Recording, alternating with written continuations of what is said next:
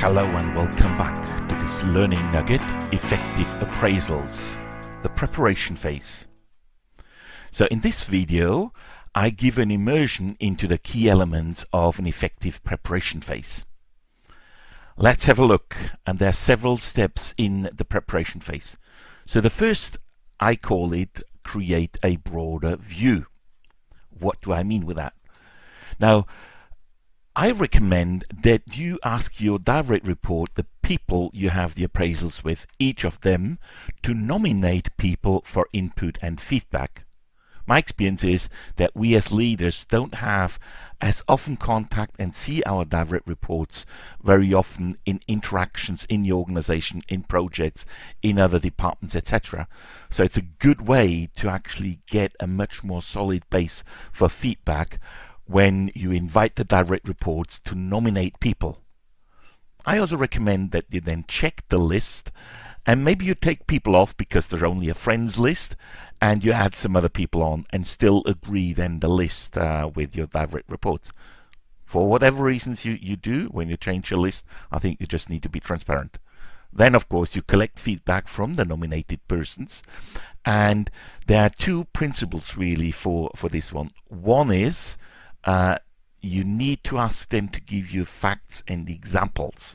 Just a statement how it was, in my view, is not sufficient. And the other part is some people like to be very transparent and open when they give feedback. Others rather like to be anonymous. I recommend as a principle to also check this. So this is the first step.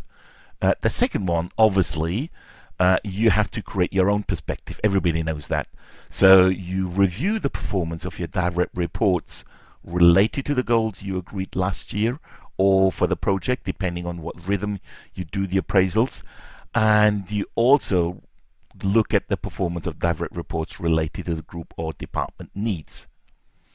And then you review all the feedback conversations and the notes you took throughout the year. Review on the development they did in relation to your feedback, and also review the general development in their job.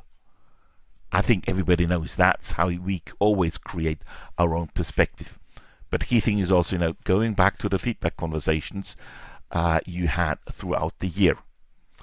So, and then compile from this a 360 perspective. Now, review all the feedback input and combine it with your own review of that specific person. And the key element I've learned in the first few appraisals I did is really make sure you have sufficient examples and facts available. We come to how to deal with the facts when we talk about the conversation, but really make sure you have sufficient examples, well, especially when it's a critical review.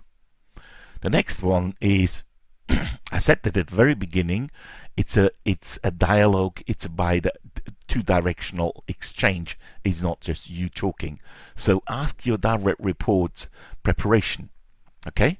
So ask them to create their own perspective in relation to their goals and achievements, in relation to their contribution to the group and department, in relation to their specific and general development in the job and what you talked about and the feedback you've exchanged. And maybe you add some more specific objectives if it's required in your context. But ask them to really prepare their own perspective. That helps you to have a really good exchange with them and talk about the areas where they're really good in and the areas where they probably or most likely need to change. And then let me give you some specific considerations for remote leaders. Very simple.